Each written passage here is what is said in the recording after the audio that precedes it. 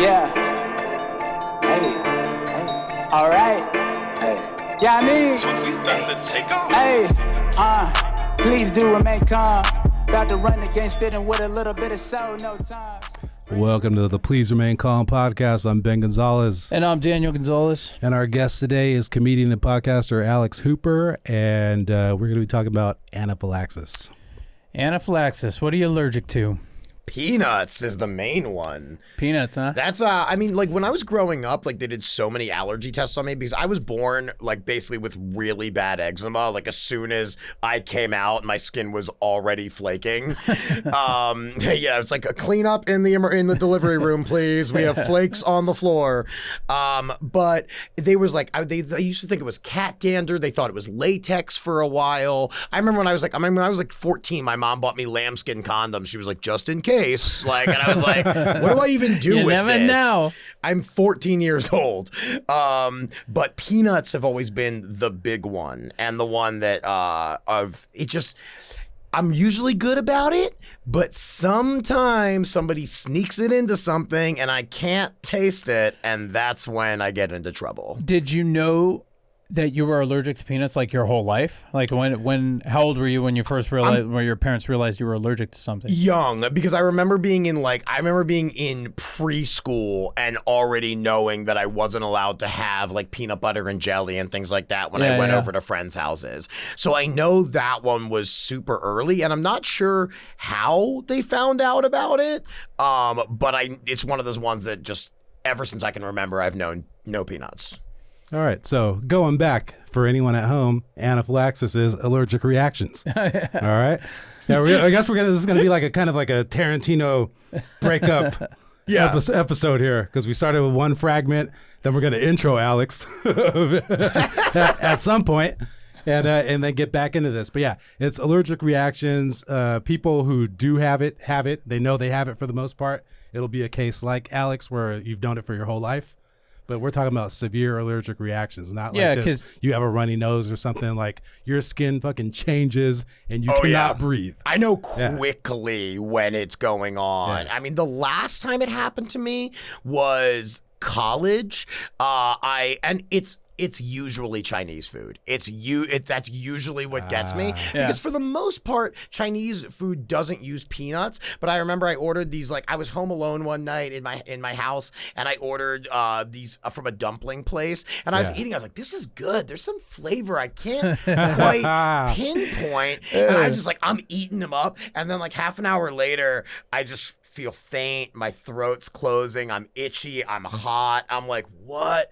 And I called back the Chinese place. I was like, excuse me, were there happen to be peanuts in those dumplings? And they were like, oh yeah, it's not on the menu, but it's in there. And I was just like, it's one of those things where it's like, great, I will go to an emergency room right now. And I remember that one specifically because I was like 20 years old.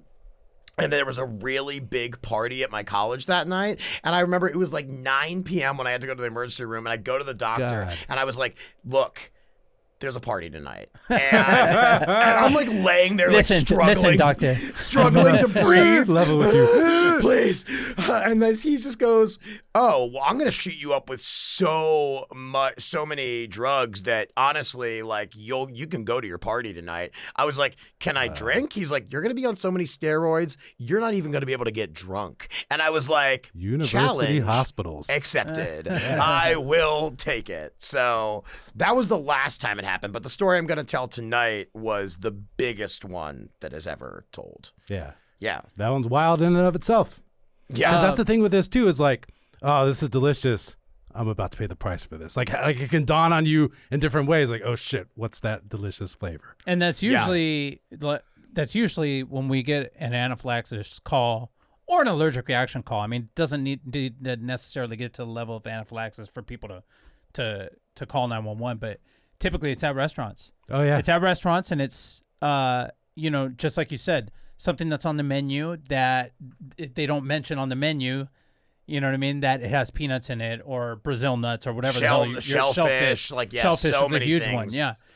And what a lot of people don't realize is it can even be, it can have such a reaction or such a bad allergic reaction that even something that they cooked in that pot before they cooked your food, right? If it had peanuts or shellfish or something like that in it, will still cause you to have a reaction. I had a buddy who, and that's big in the fire department too. In the firehouse is what are people allergic to? I mean, there's a guy at our station that's allergic to avocados. You know, there's different people that are allergic to different things. So like when you're cooking too, you got to keep that in mind. That's like a Twilight Zone episode. You're allergic to avocados. I know, man, you live it's in crazy. California, like, oh my God. I couldn't believe him when he told me. Terrible. I felt so bad for him. But you never know what people are allergic to, you know. And I had a buddy who had a shellfish allergy so bad that the guy was working an overtime day. The guy didn't know he was allergic. The guy was cooking in the kitchen. He was in the hallway and started breaking out in hives just from like this. Just from like the steamy smell of the whatever little particles of that shellfish caused him to have a reaction. So people can have severe allergic reactions. Yeah, and personally, like, I have to ingest them in a pretty decent amount. Like, I'm not the reason they're not on planes anymore. If somebody reads me like the ingredients and it says may contain traces or shared equipment, that's okay with me. I'm not so allergic that I can't be around them. Like my fiance keeps peanut butter in the house and she'll sit on the couch next to me and just eat a couple spoonfuls of it. And that's fine. We don't make out afterwards, and sometimes I'll look at her and be like, "Oh, I guess you don't want to have sex tonight." Okay, that's fine. That's just me. And she's like, "Yeah, why do you think I'm eating this in front of you? Because I don't want to have sex with you tonight." But if I start ingesting any sort of amount of them, it's not gonna be good. And it's just peanuts, no other nuts?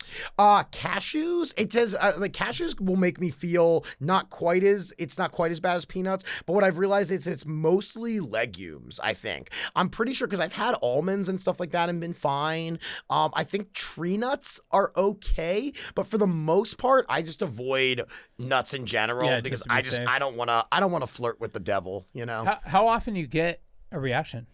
I mean, almost never from peanuts because I'm so smart about it. And people get mad at me. So they're like, "Why don't you carry an EpiPen?" And I'm like, "Because I'm smart enough to not eat them." Like, it's been so many years now. Like, if somebody goes, "Oh, my friend made brownies. Do you want one?" I'm like, "Are there peanuts?" They're like, "I don't know." I'm just like, "Then no." That's to me just why push it? I'm not gonna. I used to push it though. I used to be like, "Ooh, well, I mean, I do love a good brownie," and then I value those 9 seconds where I'm just forcing chocolate down my throat over the next 6 hours where I will be dying. But yeah, I mean, it's a scary feeling for sure when you feel it coming on and you realize your brain connects the dots and you like, oh shit, this is not going to be good. Yeah. All right, let's record scratch again here and go back and intro Alex for reals, okay? Because people might be listening and recognize the voice at this point. Maybe. Yeah, it's possible. Like, is this a guy from America's Got Talent? It is. Hi. This is Alex, all right? This is Alex, the famous roaster of America's Got Talent. But we go back a ways, even before he became known for roasting. Yeah. Sure. I didn't see that one coming. I didn't either, dude. My path is just as much a shock to myself as it is to every person that knows me. In the sense that it takes sharp joke writing, I could see it happening.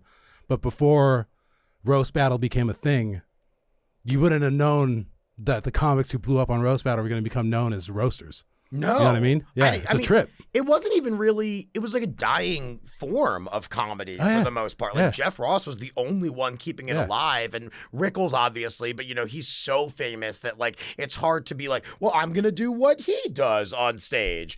And it was because of Roast Battle, it just kind of brought me into this light of I like writing these jokes. I like the process. I like the energy of doing this. And rising through the ranks of that show and then eventually getting on Comedy Central and then America's Got Talent, it was like, I guess I got to stick with this. Like, I don't want it to be the only thing that I'm known for, the only thing that I do by any means, but I mean, what am I going to do? Like, just kill the horse that's giving me rides all over town? Exactly. It's fucking awesome, man. Yeah. And it's a trip, because now you're starting to see like roasting as a format or like the battle format trickle over now into music. And they have the versus battles on Instagram where they have like two musical artists go head to head with their songs. Yeah, they're fucking cool. And it's like the same thing that like started upstairs at the Comedy Store Tuesday nights at midnight, and they just have guys head-to-head roast. Yeah. And that's where I guess how you got on TV. It is. Not necessarily like how you came up, but how you got on TV. Yeah, I've never done stand-up on television, but I've done multiple roasting appearances and stuff. So like I can't wait till I get to do stand-up like on TV, because honestly, as much as I love roasting, like stand-up is my true that's what I really want. How long have you been doing stand-up? It will be 12 years this March. So yeah, I crossed my 10. I felt legit, and now it's just figuring out just the longevity of it, how to keep it going. How long you been in LA? 12 years. All right. Yeah, I started. You started when you came, huh? I started 5 months after I moved here. Oh, nice. So I moved here October 22nd, 2008. I started comedy March 9th, 2009. And I don't know my anniversary with my fiance. I have no idea what that is. I know my stand-up anniversary. I'll never forget that day. It's probably the most important day of my life. It was the day I realized that I have purpose in this world, and I will finally know at least what direction I want to be going in. It's a trippy fucking day, man. So you moved here and decided to do comedy after you got here? Yeah, I mean, I moved here. I was already in Screen Actors Guild. Okay. I did a couple movies in college in Pittsburgh where I was going to school. So I was able to join SAG, and I was like, okay, I can stay in a place like Pittsburgh and maybe do 1 or 2 small movie roles a year, or I can go for it. I'm 23 years old. Like let me move to California and see what happens. And I was very confident, and I just came out here. But immediately, the thing with acting is I didn't want to take any more classes, because I'd been taking I went to a high school, an acting high school, like an art school, and I went to college for it too. And I was like, I don't want to take any more classes right now. I'm burned out. And so I just got bored. And a friend of mine was doing stand up, and he's like, dude, you should totally do this. And I was like, I don't know how. And he's like, hang on a second. Do you really want to do it? And I was like, yeah. He made a phone call. He's like, you're booked on a show in 2 weeks. And I was like, what are you talking about? And he was just like, you're going to do the show. You just got to bring a couple people. It was a bringer show. I didn't know what that was. Right. But bring a couple people, and you're going to do 6 minutes. So I had 2 weeks to write and practice 6 minutes. And then the first time I did it, I was like, this is it. That's all I want to do. Mm-hmm. Just that easy. Totally. So when you come to LA, there's a huge comedy scene, obviously. There are a ton of different shows that you can do. And when you're starting, when you're coming up through the ranks, you do a lot of bar shows.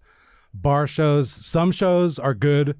Some shows are fucking terrible. And when I'm saying terrible, I mean there's levels of how much you're intruding on people's nights. You know what I mean? Doing a bar show where nobody's there for it. They just want to watch a game. They're not listening to you. They're actively against what you're doing. They're not being quiet. It's They're like doing assault. the opposite of all the shit you're supposed to do when you're at a comedy show. So I meet Alex in one of these shows. I had seen him around and stuff before, but I'd never been on a show with him or seen him perform, right? Yeah. So it's one of these shows, it's in the South Bay somewhere. It's shit, right? Nobody's paying attention. It's loud as shit. Nobody's listening to the comics at all. Everybody is dying, dude. This dude goes up and he just belts out, I don't want to miss a thing, from Aerosmith. I used to do that a lot. Yeah. Full bore, top of his lungs. There's no karaoke on or anything. Yeah. And dude, by the end of the song, everybody was clapping and completely on his side. And then he did his set and killed, and it turned the whole fucking show around. Yeah. Dude, that's you know what I'm saying? cool. Good. I'm The glad it power of worked. a great song. Yeah, right? You know what it is I used to do that frequently, and I had a few songs that I would choose from. I used to do the theme song from Titanic, or there were a few of them in my arsenal that I used. But it was really I would watch people go up and tell their jokes and just eat it because no one's paying attention, because nobody asked for comedy to happen. And my whole thing was look, you can go up there and die, or you can go up there and have a good time somehow. And maybe, honestly, my whole thing was always just force people to pay attention. Yes. And it's not necessarily the best method. It's a little intrusive, but it was also just look, a show's happening and I have a choice right now. And how do I have a good time up here? Yeah. And that was a way where it's look, there's nothing. telling jokes to a room that's not listening is sad as hell. Singing a song to a room that's not listening is hilarious. So I was like, even if this nobody gets on board, this will be way funnier than me doing jokes. Oh yeah, dude. You're the man from that point on. Because that's the thing. It's like trying to tell jokes to like the side of a freeway, like standing on the freeway trying to tell jokes to the cars. You know what I mean? So you're gonna have to fucking stop the car somehow. Well, especially someone like your style is so it's very like you have to invite people in because you're calm and you're deliberate and you're quiet and you're just such a good joke writer that you have to listen to you. Like you can't rely on antics or being animated on stage or anything like that. Yeah. So in a bar show where people really aren't paying attention, like a style like mine, I can try my best to go wild and everything, but if you're just like, hey, I got my material, I'll do a little crowd work and everything, it's a harder move to get them involved. I had to change completely what I would do in those shows, and just like I'm like the opposite in bar shows now. I'm just fucking slapping the shit out of people and yelling at them to get them in, and then trying to slap the shit out of them with one-liners to keep them paying attention. Engaged. So like people will see me hosting or at bar shows and then see like my actual set, or if I headline or something, like, the fuck is that? Like, right? You're completely different. Yeah, dude, that's what happens to me, man. when I go on the road. Is I sell tickets to a lot of the people that buy tickets only know me from like America's Got Talent, and they're like, dude, you just gonna roast us the entire time? And I'm like, no, now you get to see what I actually do on stage. See, and that is a trip too, because Alex is like the way he pushed it in that bar show, he kind of pushes it like with everything, because like other people like run a show. Like I have a pretty successful show, or had, I guess nobody has a fucking show now, right? But it's still just, I'm trying to get good comics, have a good crowd, and just have them do their shit. You know what I mean? Alex would do that, but his show, I'm talking about Crave, obviously. Yeah. But it would have like a fucking theme. Like the whole show would have a theme. He'd be in a character to go along with the theme. And like he's not him hosting the show, and the whole like I forgot what the theme on the one that I was on was like your dad was locking you in the basement. Yeah, or no. dude. So what it was that I was my character from AGT. Yeah, basically, that's right. with the Tree tail Stump, and the unitard. Yeah, his name's Tree Stump, and my whole thing was like, I've invited you into my lair, and like, ooh, you're in my world now. But it turns out I was just in my dad's attic, and so my co-producer was my dad, constantly yelling at him, yelling at me, just like, calm down, stop stomping on the floor. And so it was like, I was just like, and I would break character, like, stop it, Dad, I'm in the middle of a show. Anyway, everyone, let me go back to comedy, And every one of them was just like, we scripted them to basically be like a one-act play that surrounded stand-up comedy. Awesome. And it was just, and then we just partied all night. Yeah. It's a whole thing. There was so much effort and production into it. You know what I mean? Like you wouldn't see it in any other show, and you could charge way more for them than other people too, because it was worth it, dude. And he'd sell them out, and then it'd be a fucking rave after. And people love being surprised, like pleasantly surprised by shit when they, you know what I mean? Like if if I'm going to see a comedy show and I get this little like whipped cream and cherry on top, it's like, oh, what the fuck was that? That's awesome. I remember when, and you buy more drinks and the place is happier. You know what I mean? Yeah. I remember when we really hit our stride and we started to really come up with these really fun storylines, and then we started like marketing differently. Like we did one show where it was we were doing like a time travel thing, and the email that went out for the show, it didn't say like, hey, you're invited to a show. It said, hey, there's a recall notice on the time machine that you bought. Yeah. And you need to come to this warehouse right now to return your time machine. We're gonna fix it for you. And then when people showed up, was a thing, dude. Yeah, we had a whole thing like built that actually was like, we had a fogger in there and lights flashing to get in the time machine. And we had all these characters come out. Like we had a caveman and a ship captain and a medieval princess. It got so insane by when we were really going for it. We were just like, it was too much work, to be honest with you. It was wild, dude. Then there's like the show ends, and then there's rooms and DJs, fire eaters, everything, dude. See, it was like EDC. Yeah. Like this guy was just going for it, dude. Yeah. You know what I'm saying? Like leaving it all out there. It's a lot of work, though. Huh? Oh, for sure. Putting But on the something thing like is, that. I've always loved throwing parties. Like when I was in college, I lived in a party house where we loved that people would just come over and just rage in our place.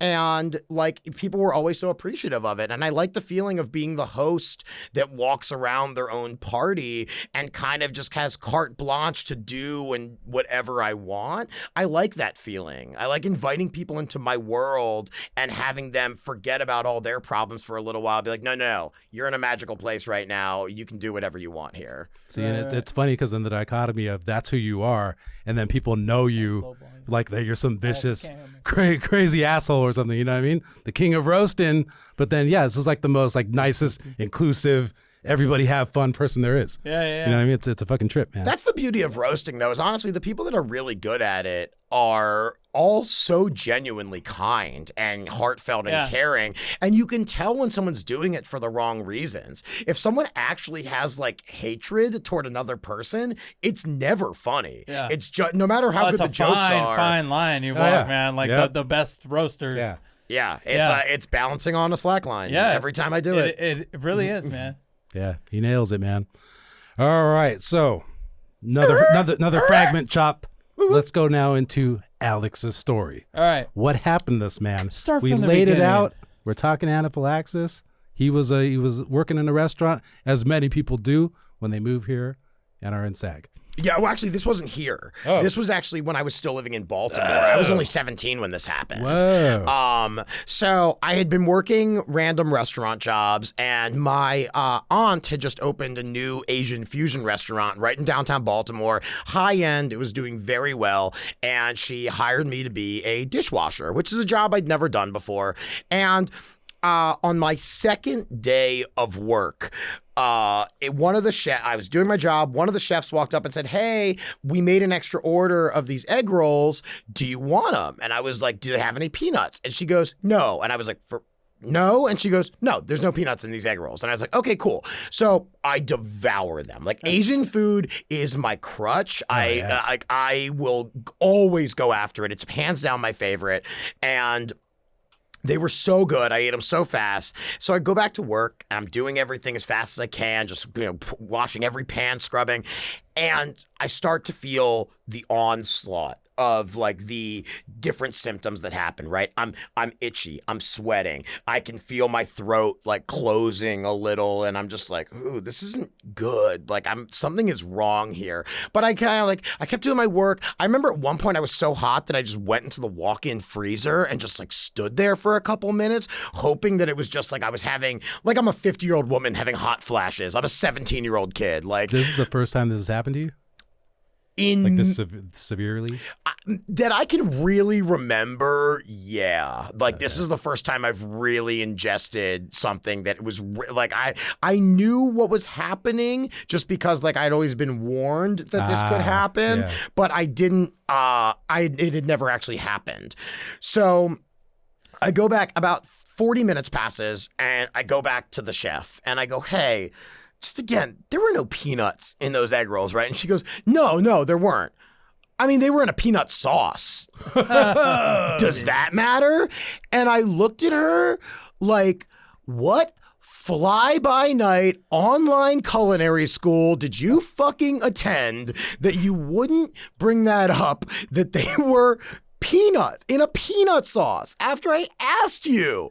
Like, Nothing triggered you to think that's to that me, might be a problem? that's the simplest answer in the world. Clearly, I'm not asking because, like, well, they're not really for me then. Like, anyone who asks you and then says it again, clearly they know that they're are allergic to them. Especially peanuts, man. That's such an obvious Crazy. one. It's, you know what's so funny, and I love, there's so many comedians that do a bit about how peanut allergies are fake and they're for pussies and all gluten, that. yeah. Yeah, all that stuff. It's like they are real, but also our kids are more sensitive these days, and there are getting more, because parents are so overprotective, it actually ends up having the adverse effect. And, you know, I don't need to tell you guys that. So you didn't carry an EpiPen or anything like that? You never had a reaction that bad where you required something like that? Were you ever prescribed one and you just didn't have it, or? It never got that bad. I don't think I ever actually had one. I think at one point, maybe in my house I did, but it was never something like carry this with you always just in case, because mostly I was just taught to just be smart. Ask what's in their food, and if you don't know the answer, don't eat it. Like, it doesn't matter. And I was good about that. But again, stupid Asian food, like it gets me. Oh yeah. So damn tasty. So I call my mom and I'm like, what do I do? She's like, you need to go to the hospital. You have to. There's no other answer. You have to go to the hospital. So I tell my aunt what happens in the restaurant. She looks at me like I'm kind of an idiot. And I wanted to be like, your stupid chef at this upscale fusion restaurant should know better. But of course, I can barely even breathe. So I'm just trying to do everything I can to remain calm. At that point, are you covered in hives? Are you my just skin red? was my skin was broken out hardcore. Like, it wasn't like nothing like pustuling or any like bubbling or anything like that, but it just started to just deep red, very patchy, like things just like I was itchy as hell. That's why standing in the freezer felt so good, is it was like a moment of like just relief of like, oh, I need this. Yeah, your skin gets all raised and red. Yeah. If you had called 911 at that point, that's kind of because there's levels of severity when it comes to allergic reactions. Oh yeah. Right. I mean, people can eat.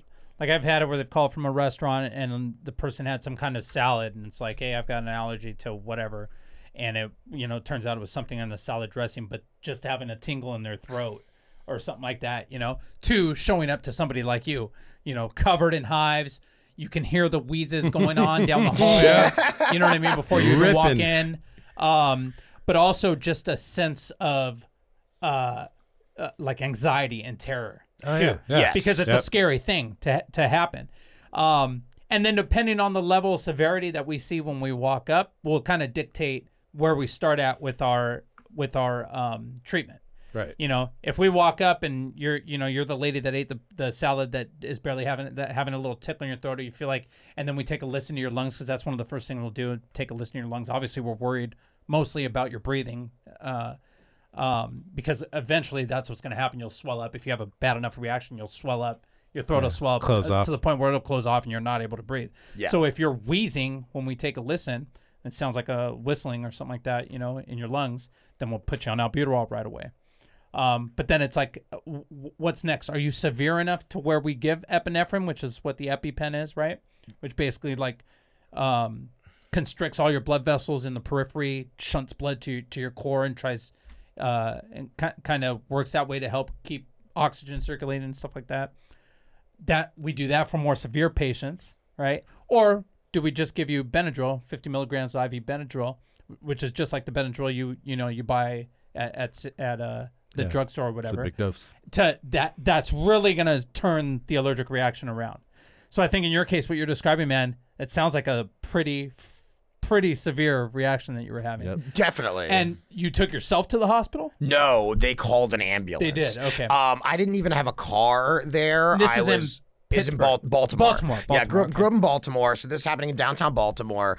My mom drives herself to the restaurant. She gets there shortly after the ambulance arrives, and they decide, yes, we can't do this on spot. We need to take you to the hospital. This is bad.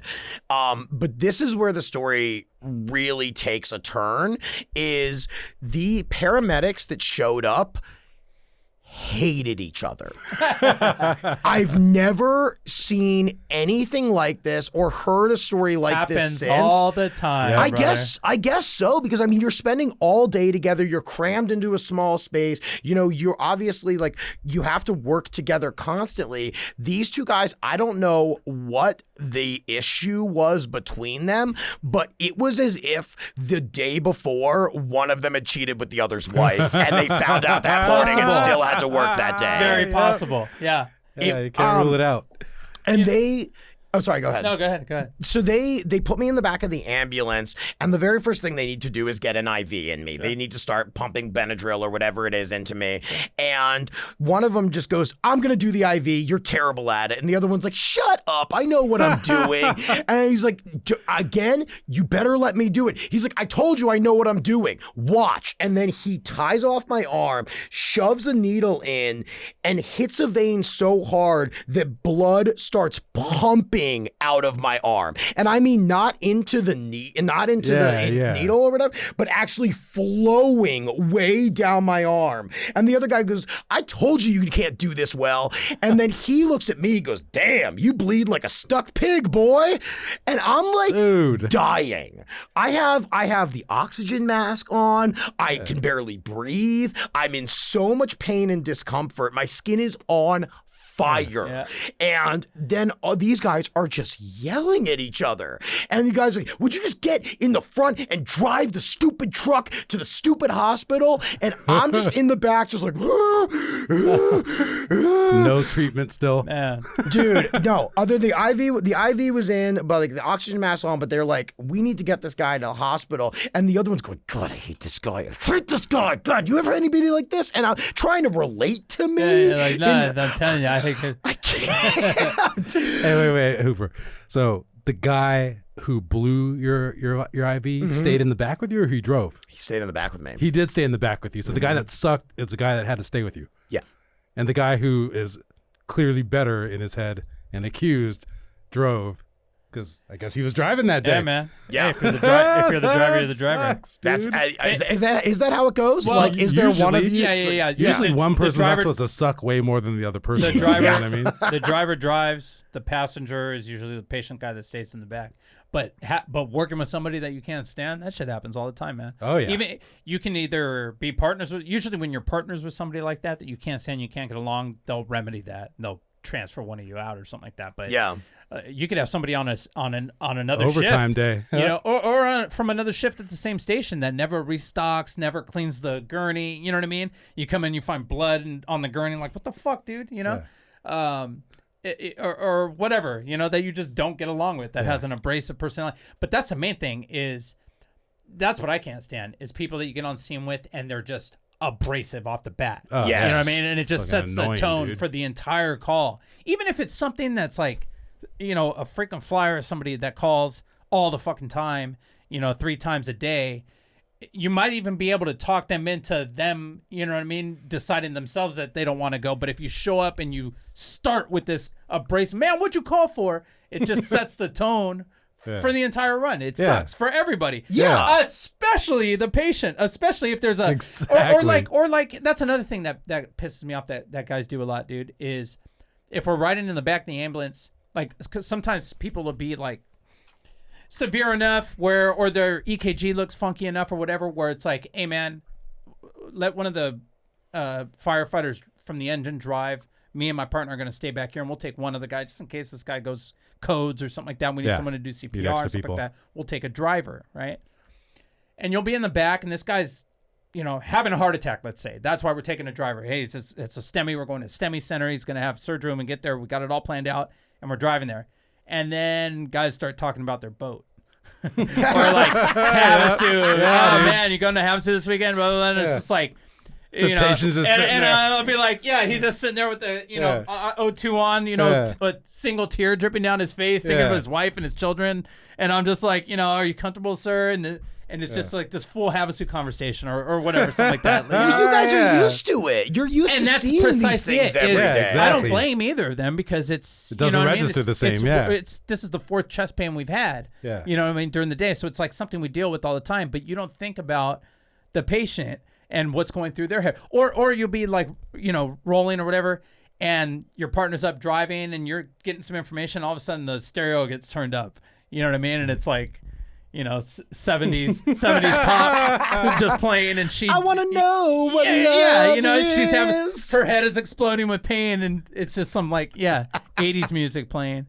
But yeah, man, it's funny that you mentioned that because that's kind of like one of my pet peeves as a medic. And I wasn't all, don't get me wrong, man, I'm not like, the greatest paramedic on earth, or I've had my days of being an asshole, and everybody goes through phases in their careers. Yeah. But it ultimately gets to the point where you realize that just treating people kindly, treating them like it's their worst moment, you know what I mean? And understanding that, showing up on scene and giving good care and not cutting any corners is like not only the best way to not get in trouble as a paramedic, but it's just the best. It's like the best way for a call to go smoothly. Oh yeah. That's the thing is, I didn't feel taken care of. Yeah, exactly. And honestly, granted, they probably looked at me as a 17-year-old dumbass kid who ate something that he wasn't supposed Guarantee to. you did. Yeah. And they're just like, God, this stupid idiot ruining our It's night. a legit Like, emergency still, though. Yeah, for sure. And to me, I'm so uncomfortable and so scared that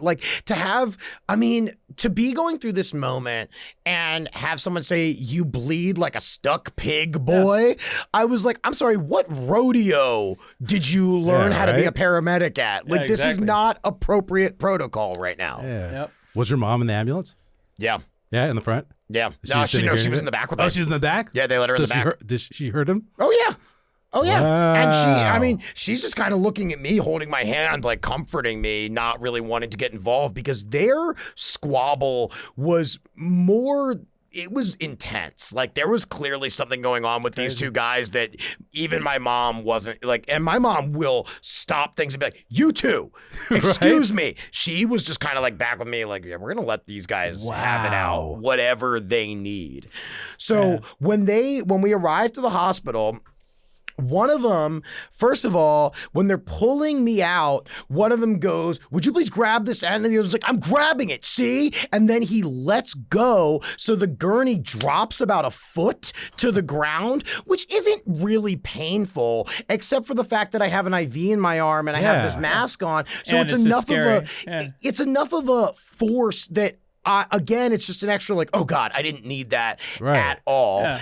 Then they're wheeling me into the hospital, and I'll never forget this moment of we wheeled the hospital because of my arm, because of the missed IV on the first one, or what do you call that? I guess it's blown just IV. Blowing it, yeah. blowing. So my shirt is covered in blood. I remember I was wearing a yellow shirt, so red is obviously showing up so deep. They push me in. I'm on the oxygen mask. My shirt's covered in blood. And I'm in a hospital in downtown Baltimore. Everyone in that waiting room looked at me thinking I was a gunshot victim. I saw all of them. I saw hands go over their mouths. Yeah. I saw genuine fear in people's eyes, and I remember just looking over like, and like thinking like, wow, like I do look like a gunshot victim. Baltimore's crazy. This is kind of badass right now. Like, kids are getting killed. This is The Wire. That's awesome, dude. It was. You were butchered though, so dude. They didn't give you any medication then? The paramedics that you can remember? They didn't give you any Benadryl? They must have given me Benadryl. I remember in the hospital, they gave me a huge dose of Benadryl, probably that 50 milligram that you're talking about. But I remember them shooting me up with a ton of Benadryl. Yeah. I don't recall if the paramedics actually gave me anything or not. I mean, there must have been something going on in the IV. Yeah, if you were that bad, there's no way. Yeah, they must have done something, but I remember them giving me even more Benadryl when I got to the hospital, and, I passing out for 4 or 5 hours, and just, I remember being released, but before I was like even awake, to the point where like Benadryl will knock you out. Oh, it knocks you out so hard. Yeah. And I just remember I didn't stay overnight. They discharged me once they got all the Benadryl in me and realized that I was breathing okay. But I was like so delirious from that amount of Benadryl to just even I don't remember anything after leaving the hospital like for the next few days. But I went to work the next, so that night happened. I went to work the next day and I quit. Whoa. I quit though. Like I was like, look, this is gonna be my last shift. And my aunt was like, I gave you this opportunity. She didn't know why you wanted to quit. No, and I was like, I can't work here anymore. This was a very traumatic experience for me. You owe me for this shirt, dude. And honestly, you know what she told my parents? She was because I was also not a good kid. I was terrible at school. I didn't listen to authority. I was very rebellious. And she honestly looked at me like she was like. I remember she gonna tell my parents, like, your son is such a little bitch. Like, not understanding, I guess, the extent to which that had damaged me, like, emotionally and mentally from working in that restaurant anymore. She's like, suck it up, wash some plates. Yeah, she's like, look, you're back now. You're Put your fine. apron on. Yeah, you got a little knot in your arm. Who cares? You know? But I was like, it was also, I mean, I hated the job anyway, so it was an easy, like, be like, huh, it's almost like, hey, blessing in disguise. Thanks for giving me those peanuts, you terrible chef, because now I don't have to wash dishes anymore. Man, that is crazy. Hey, because usually somebody blows an IV, it's just like a big bruise there. To be covered in blood all over your shirt? I'd never heard anything like that. Yeah. You know what happens sometimes, dude, is like you'll go to hit an IV and let's say you miss it or you go through it. Yeah. Because when you start an IV, there's a little like little tube inside of the IV itself, right? So when you hit it, it fills up with blood. Right. That's how you know you're in the vein, right? It continues to fill up. Well, you can go through a vein completely, get a little bit of blood in there, think you're in there, advance some more, and go completely through your the IV's vein. No good. That's what I think must have happened. Yeah, and then but then what happens is like if I go through and let's say the thing fills up like halfway, and then it's not filling anymore, I'm like, shit, I think I went through it, or maybe it blew or something like that. I'm not in. You can take the actual needle off the little catheter that's left in there. If you're in the vein, blood will come out. If you're not in the vein, nothing will come out. So sometimes if you're searching, if you really need to get an IV, you hit one, you miss, shit, I'm not in there. You'll just leave that little catheter in there while you search for another vein. Right? Sometimes you can forget that you've left that thing there. And it's just enough in there, or the vein blew just enough where that thing will start to leak. And so you'll be sitting there, you have a good IV over here somewhere, and the patient's sitting there, and you look down, and all of a sudden, see a little dribble on the arm. next thing you know, there's blood on the floor or something like that. Like, oh, snap, I forgot to get this thing out. Yeah. That can happen. Or if you go through the vein, you know what I mean, and you think you miss, you pull it out, that can continue to bleed. Like, I always thought it had something to do with the force. Or you can hit an artery, thinking it's a vein, and then you pop it off, and it's actually pumping blood. Okay, because that's exactly like what it Or if felt. they hook up an IV with the tubing, it squirted a little bit. Yeah, it might have hit an artery. Yeah, or it'll back up through the tubing. If you have an IV hanging, you start seeing it back up. You're like, oh shit, what the hell? You're in an artery. I mean, it was enough that there was literally a pool of dried blood by the time we got to the hospital on my shirt, or like just still soaking blood. I mean, it's crazy. In the middle of my shirt, because it had just dripped. My arms like this. It just or dripped down from here. If you don't, because everything's twist on, right? The saline lock that you put on there to put on the end, that's like an injection port. If you don't twist that thing on all the way, sometimes it'll leak out a little bit and drip. Yeah, and then you don't notice it. You don't notice it dripping a little bit at a time until you look down and it's a freaking bloodbath. Yeah, I don't think it happens, man. If you had asked every single person in the waiting room what I was in for, I ate a few peanuts would be the would not be an answer that anyone would have given. I ate a few peanuts and then stabbed myself. Yeah, exactly. Like I did PCP. Man, because so then to recap, this dude has almost a fist fight in the back of the ambulance. Between him with his mom there. Yeah. Blood everywhere, and they get taken in, but they're still pissed off at each other the whole time. Oh, 100%. That's fucking crazy. Yeah, they never. I never heard either of them say a nice thing to the other one. Which it's just like all you want in that situation is calm and comfort. That's all you want, and it was the absolute furthest thing from what I actually received. At least fake it for the call, for the 40 minutes I'm with this with his mom there, dude. Yeah, with his mom sitting there. Because I knew a guy worked for San Francisco Fire, and he got in a fist fight on the way to a call. Holy shit! With his partner, and he was like, his partner just pulled over like, "Fuck it, get out." Man, yeah.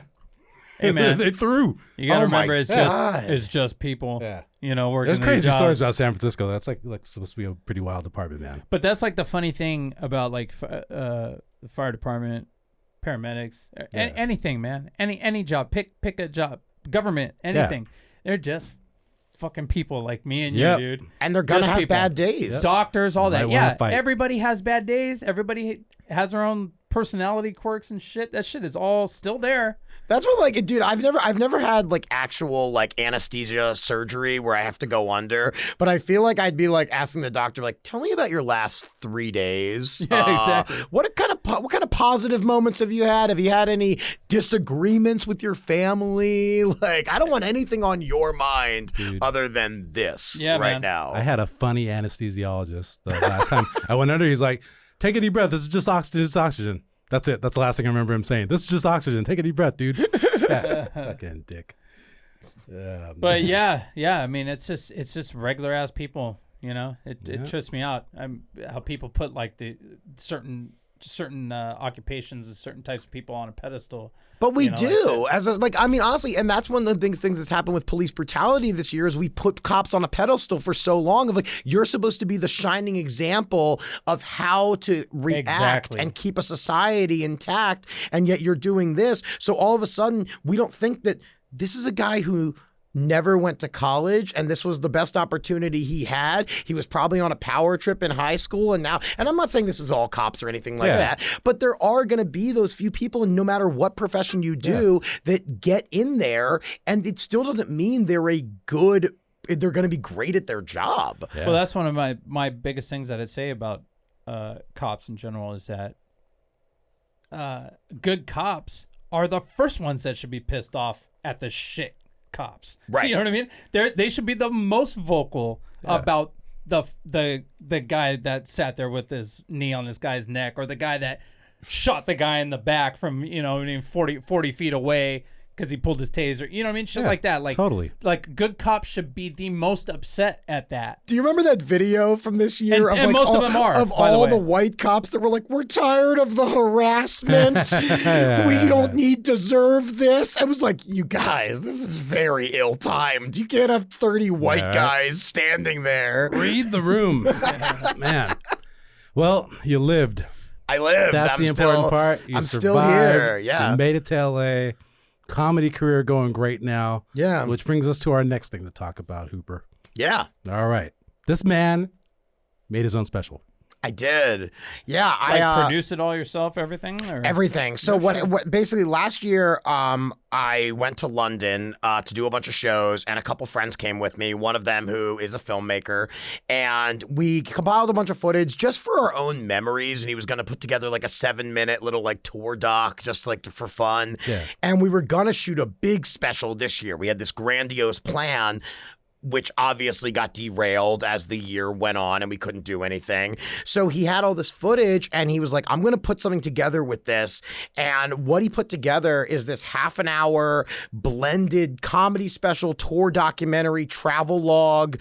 Somebody, like, it debuted last night, and I got so many people sent me messages like that don't know each other that just said, this is like Anthony Bourdain if he were a comedian. Like, he went to a city, he experienced the city, but he did comedy the whole time.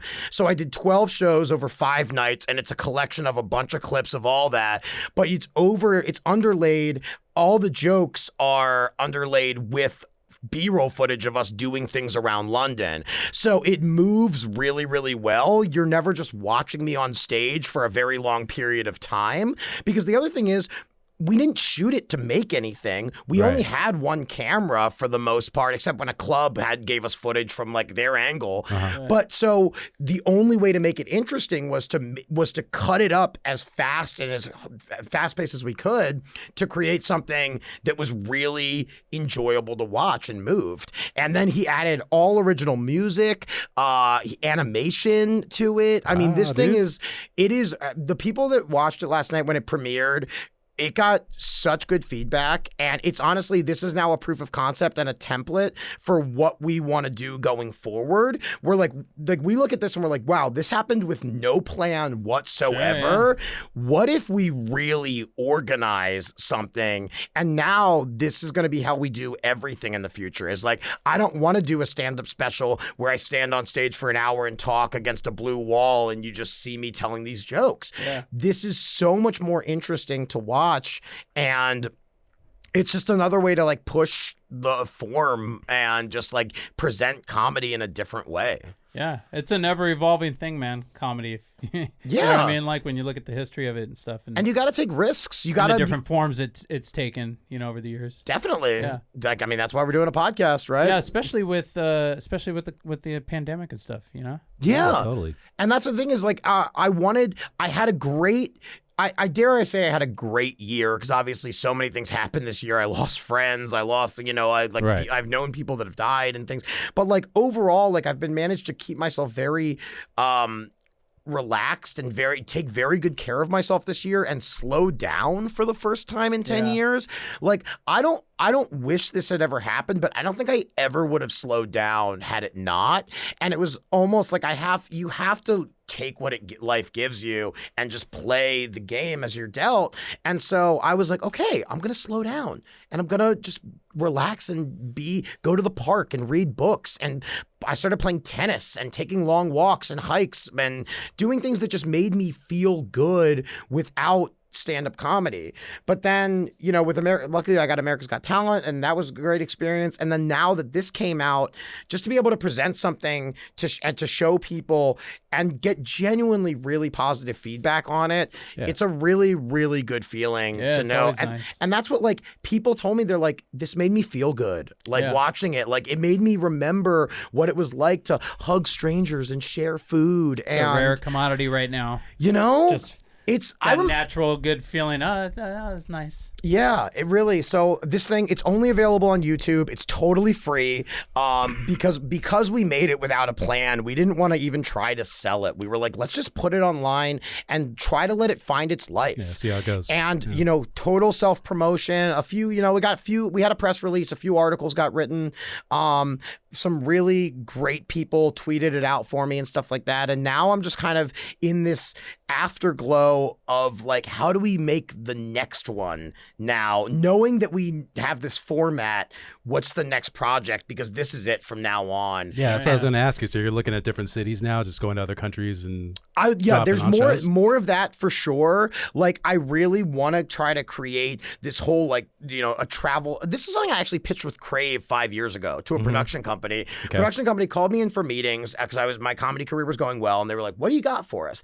And I pitched Crave as a travel show where essentially I would go and I would experience the culture of a new city or a new country. I would meet with locals, basically just like what Anthony Bourdain does, but then I would design and write a comedy show about the place that I was in, and it would be this whole blended kind of documentary style thing. Yeah. So you're getting stand-up comedy, you're getting culture, you're getting food, you're getting like sights that you would see, but then it's all packaged together into one thing. And I really think that's the style that we're going to shoot for in the future, and try to pitch these to more companies and see if we can get some funding and sell it to more people. Because, I pitched this. This is the first time I've said this on a podcast, but I'll say it. I had a very good meeting with Comedy Central about this special. Awesome. Because I showed it to a couple people and they were like, "This is really good, Alex. You should try to do something with it." Yeah. And so I talked to Comedy Central and they were super into it. They didn't end up buying it, mainly because they were like, "We don't know how well our fans know you, but also we don't know exactly how to market this because it's not one thing." And I've struggled with that. I'm like, that's what I said. I'm like, it's a comedy special, travel log, tour doc, whatever it may. I don't even know anymore. But they did say. But then yesterday when they tweeted my executive at Comedy Central tweeted about how great it was, and then he sent me a message today saying, "I really hope that we regret not buying this from you, but just know like this isn't the end for like us and you and everything like that, just because we didn't buy it." That's nice. And it was just a great feeling of like, good, well, you know what, now I get to see this we get to do this on our own, and we get to, every view will feel so much more important. Every comment, everything. And so, I was in beast mode this past week, shamelessly sending hundreds of messages to all of my friends and comedian peers and everything of just like, guys, 24 hours are so important. The first 24 hours, I was basically acting like the show The First 48. Like, if we don't get this thing moving in 48 hours, we're never going to solve this murder. This special will never see the light of day. What's the title? It's called When Does the Club Shut? When does the club Yeah, shut? it's based on like, On oh, YouTube. why I have one show right now. Oh God, when's my next show? Well, when does the club shut? How fast can we get there? Because I'm just running through the city, like doing different stuff. But yeah, it's on my YouTube channel. If you Google Alex Hooper comedy or Alex Hooper When Does the Club Shut, it should come right up. And yeah, I please watch it. Please comment on it.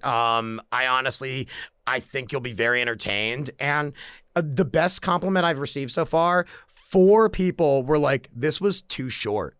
Yeah. And I was like, Nice. from a comedy special? Yeah, right? Yeah. This, wow. Like, to Yeah, leave thank you you. wanting more from a comedy special is the best compliment I could have received. Did anybody want like more jokes or anything, or like in that regard? Because you're saying like you cut it like it's like a bit or two. Yeah, and it's about footage, then I'd a say bit. out of the 27 minutes, I'd say there's probably about 18 to 20 minutes of jokes that are going throughout, and the rest of the time it's like these little antics, like B-roll, like of us, like there's a little music video in the middle of it and stuff like that, like from time lapses that he shot and us dancing at clubs and just running around the city. But for the most part, it is packed with jokes. Like you're hearing jokes throughout the almost entire thing.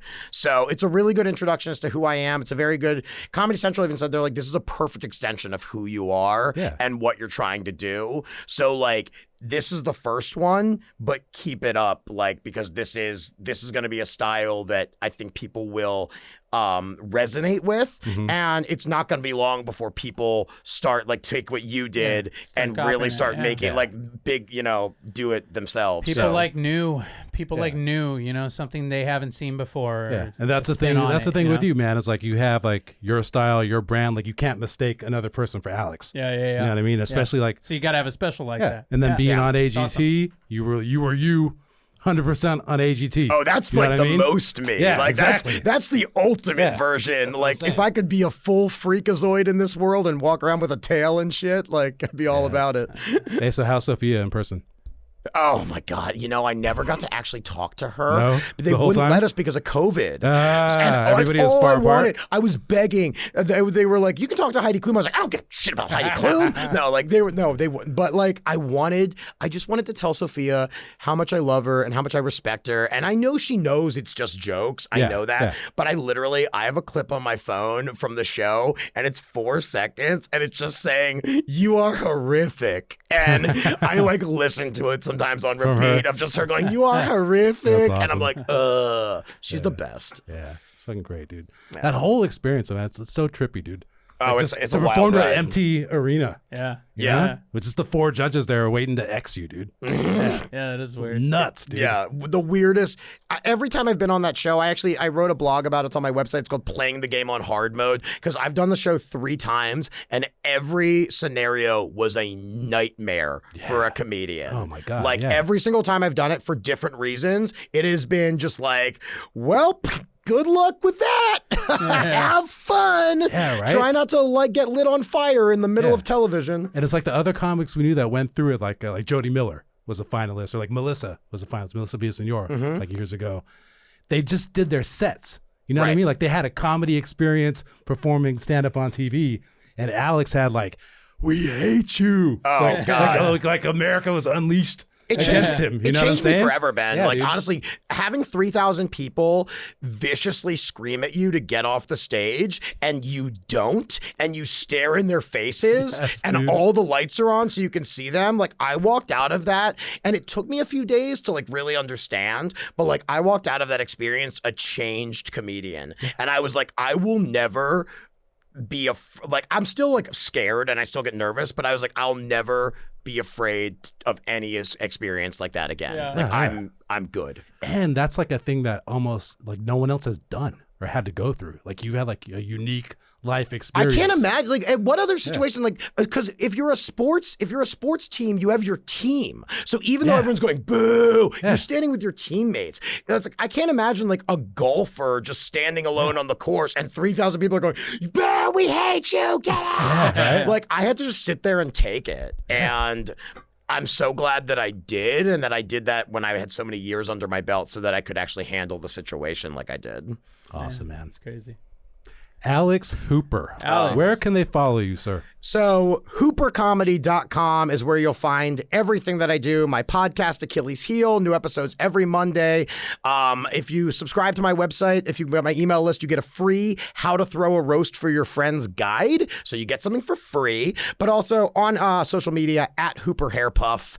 And watch the special, everybody. Alex Hooper Comedy on YouTube. It's called When Does the Club Shut? And it's free and it's out now. Go enjoy it. Watch it. It sounds awesome. You can follow me at Ben9Humor, Ben number 9 Humor, like my 9 tumor. Clever handle. And you can follow me at DannyGonzo34 at Instagram and Twitter. Also, we need to mention that all the opinions expressed here are our own. They do not reflect the opinions of the Los Angeles Fire Department or the LA County Department of Health Services. No, sir. Or the city of Baltimore EMS system. I think they're mostly good Getting guys over glowing there. reviews. Look them up on fellas. Yelp. Follow the show at PRC Pod across Instagram and Twitter. You can also email us at contactprcpod@gmail.com. We have these hot merch shirts, Peas Remain Calm shirts, and stickers we can send out to you for a Nominal small fee. Venmo fee. Yeah. You know what I'm saying? Alex, we appreciate you coming on, dude. It was such a You're fucking pleasure, you awesome, guys. Thank dude. you for having Love me. you. And everybody go to YouTube, find this man special, like an Anthony Bourdain doing comedy. Hell yeah. It's amazing. See ya. Thank you.